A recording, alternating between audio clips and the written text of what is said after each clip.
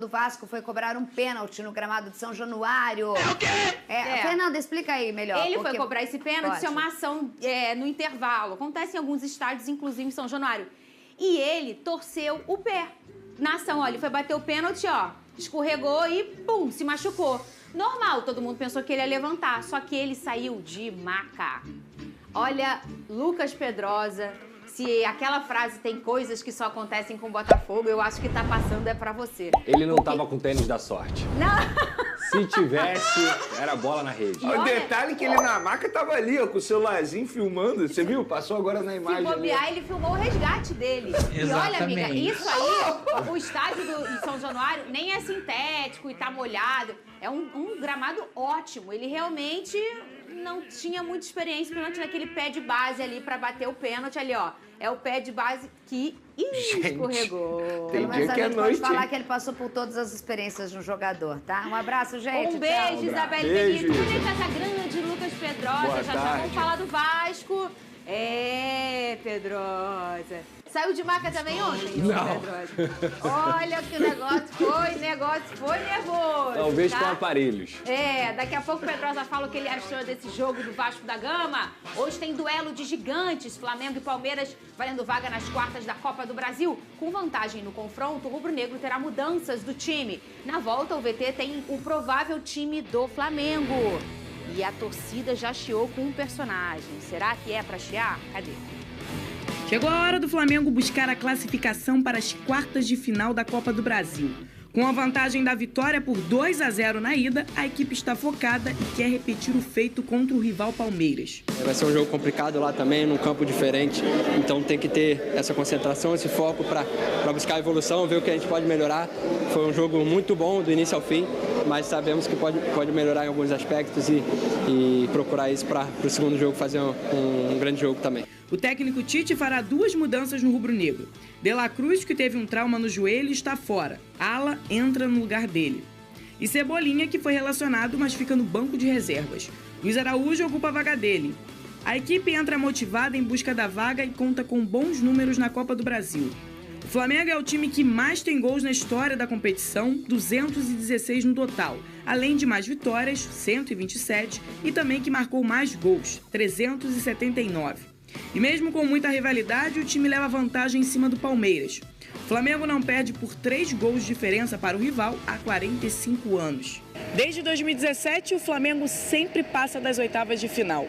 A última eliminação precoce da equipe foi em 2016, nas 2 derrotas para o Fortaleza por 2-1. Para o Palmeiras avançar, precisa vencer por 3 gols de diferença ou pelo menos fazer 2 para levar a decisão para os pênaltis.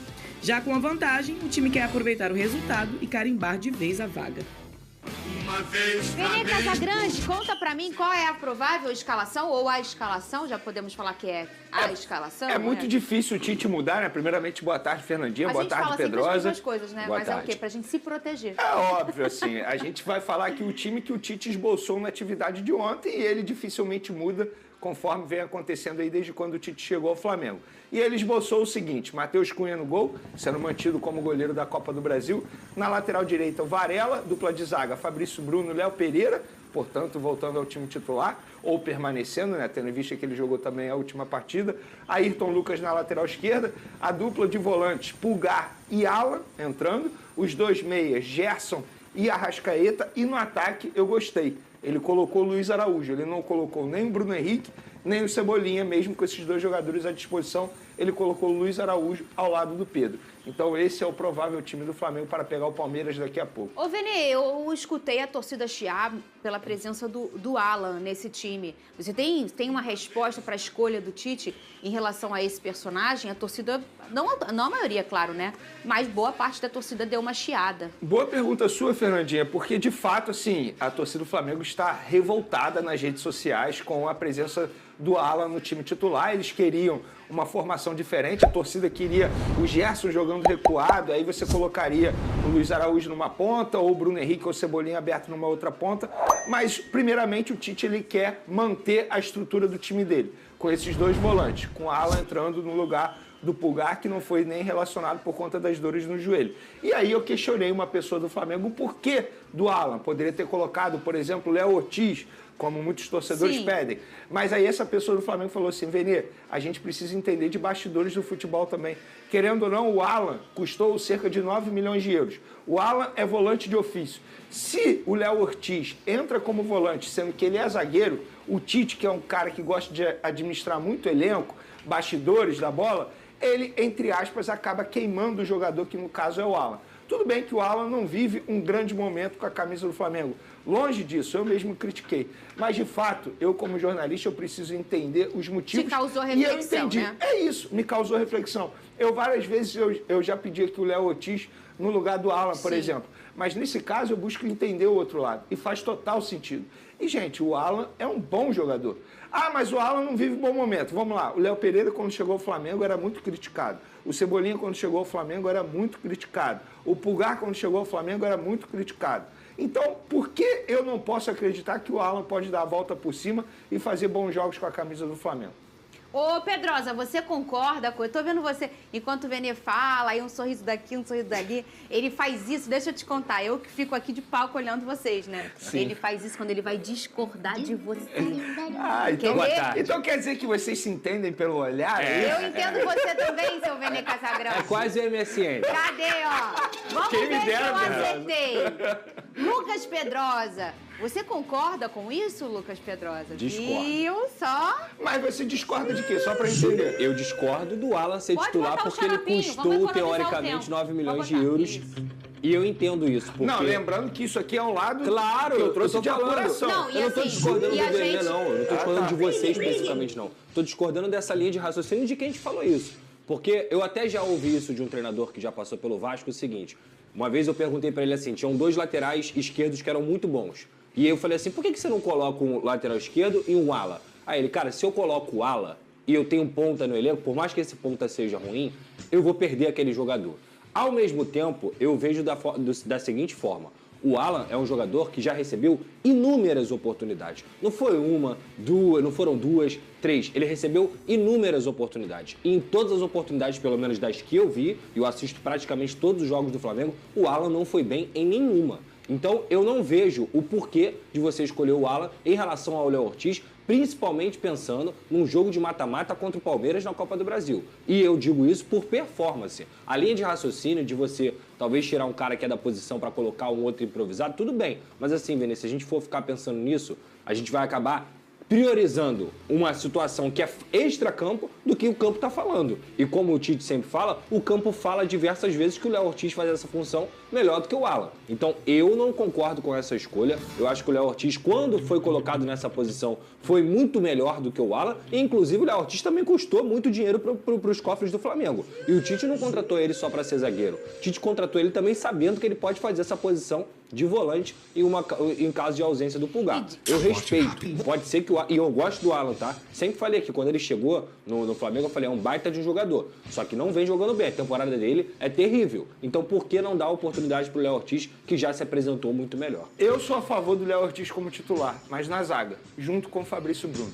Eu acho que Fabrício Nesse Bruno... momento, essa é a dupla de zaga titular eu acho que pra você? Fabrício Bruno e Léo Ortiz, eles se completam. O que um tem, o outro É não o tem. casca de bala? É basicamente isso. O Fabrício Bruno, ele tem uma força e uma velocidade absurda. E o Léo Ortiz, ele tem uma saída de bola que nenhum outro zagueiro no Flamengo tem. O Léo Ortiz, no quesito saída de bola, é o melhor jogador, é o melhor zagueiro, sem sombra de dúvidas. A gente percebe que quando ele está em campo, a saída de bola melhora muito. Seja ele atuando como zagueiro ou como volante. Para mim, é o jogador. E Fabrício Bruno e Léo Ortiz já atuaram juntos. Não teria nem aquele problema de entrosamento. Muito pelo contrário. Nos tempos de Red Bull Bragantino, eles formaram uma dupla de zaga absurda. Os dois se destacaram bastante. Eu botaria o Léo Ortiz como zagueiro ao lado do Fabrício Bruno. Mas aí eu vou te falar. Quem merece mais ir pro banco? O Alan ou o Léo Pereira? O Alan.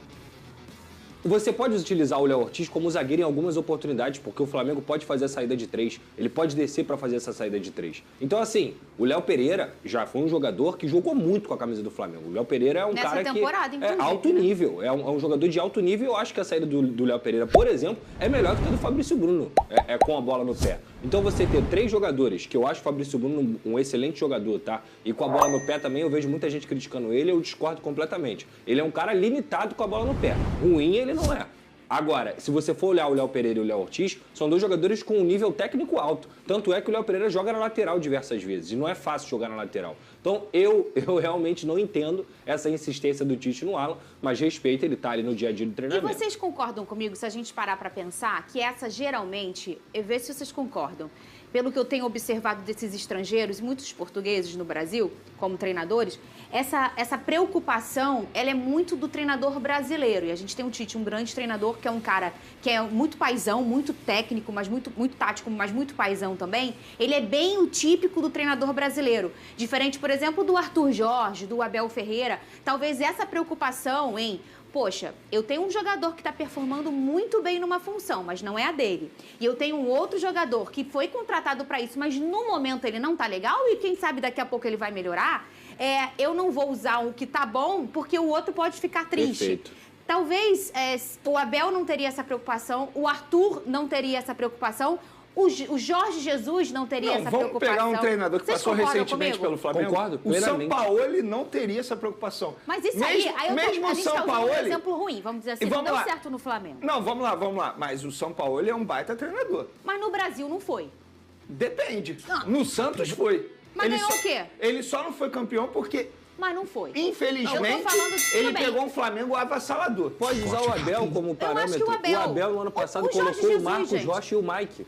E tirou um ponta. O Abel Ferreira. Que O você Abel tá falando. Ferreira. Não, Ele tudo colocou bem. o Marcos Você Rocha e o entende? Eu tô dando um exemplo que porque passou pelo Flamengo. Eu acho um o exemplo. São Paulo ruim, por quê? Porque ele foi um Mas cara eu que perdeu. acho que- Ele não foi gestor de pessoas, teve agressão no elenco dele. Eu tô Mas querendo eu acho que trazer o São Paulo treinadores... é um bom exemplo, sabe por quê? Porque o Alan só tá no Flamengo porque ele insistiu.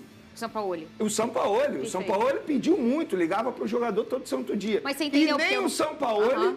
talvez tivesse esse tipo de atitude Perfeito. que o Tite está fazendo. Porque ele pediu, você tá querendo É dizer isso, entendi. exatamente. Mas isso é uma coisa nossa, É né? nossa, porque quem é o maior técnico do mundo hoje em dia? É o Guardiola. Guardiola.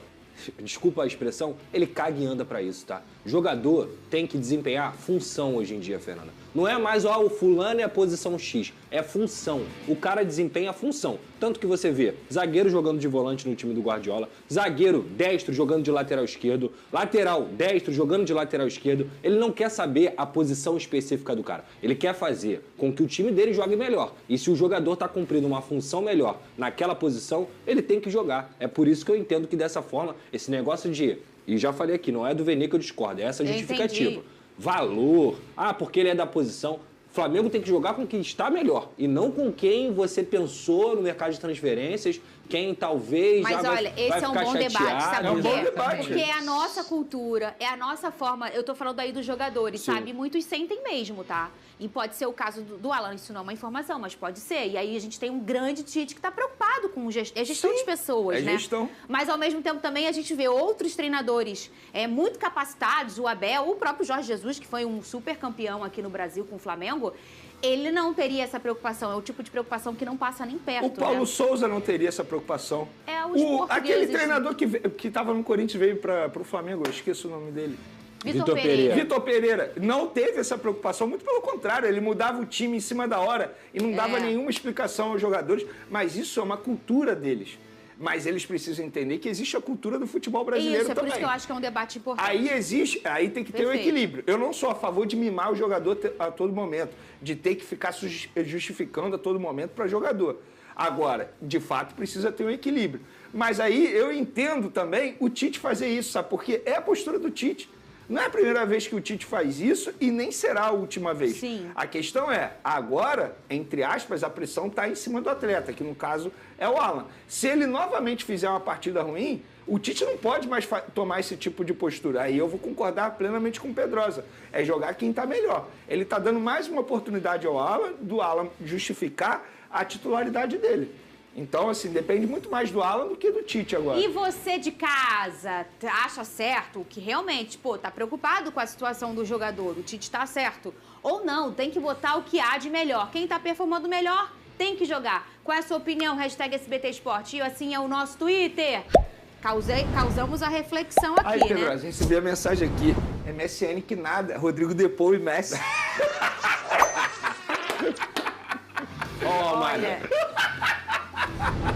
tem alguém que está apaixonado pelo Depou. Pra quem tá perguntando... Não, eu não sou o Messi, não, longe disso. Ele é o Depou. Pra quem tá perguntando qual é esse corte de cabelo novo do Vene Casagrande, ele tá copiando... Cortinho na sobrancelha. É, isso aí. Vamos lá, o Vascão, hein? O Vascão venceu o Atlético Goianiense, o jogo... Torcida do Flamengo. Landim tem um sonho. Ver Claudinho vestindo o manto sagrado. O meia do Zenit virou prioridade máxima e as negociações estão a todo vapor. Quer saber todos os detalhes?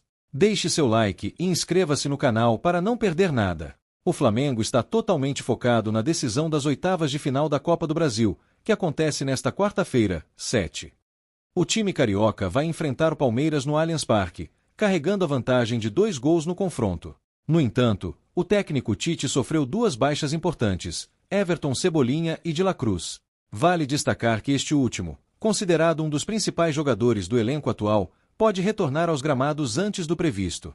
Enquanto isso, o mercado da bola segue agitado no Rio de Janeiro. Recentemente, foi revelado que Gabigol aceitou renovar seu contrato, desde que uma pendência com a diretoria seja resolvida. Em paralelo, o mais querido continua em busca de reforços, com Claudinho sendo o principal alvo. No entanto, as negociações com o Zenit Rus têm sido complicadas, e o presidente do clube russo negou a possibilidade de liberar o jogador para fora da Europa. O Bolave Flamengo tem acompanhado de perto essa novela nas últimas semanas. Mesmo com a postura firme do dirigente russo, o presidente Rodolfo Landim tem demonstrado grande interesse em contratar o atleta. Participando de um quadro com a jornalista Daniela Boaventura, Landim destacou que Claudinho, que brilhou no futebol brasileiro pelo Red Bull Bragantino, é seu maior desejo nesta janela de transferências. É importante destacar que o Flamengo vem tentando trazer Claudinho desde o ano passado. O clube carioca chegou a receber o sinal verde para a contratação, mas o Zenit acabou recuando na decisão. Apesar disso, o presidente Rodolfo Landim permanece otimista, e o Mengão continua em negociações para fechar o acordo. Do lado do jogador, tudo já está acertado, restando apenas a liberação por parte do clube russo. Apesar das dificuldades impostas pelo Zenit, o Flamengo não desiste e continua firme na tentativa de trazer Claudinho para o elenco. A torcida rubro-negra está de olho e espera por um desfecho positivo nas próximas semanas. E você, o que acha dessa negociação? Será que o Mengão consegue fechar com Claudinho? Deixe sua opinião nos comentários e não esqueça de deixar o like para fortalecer o canal.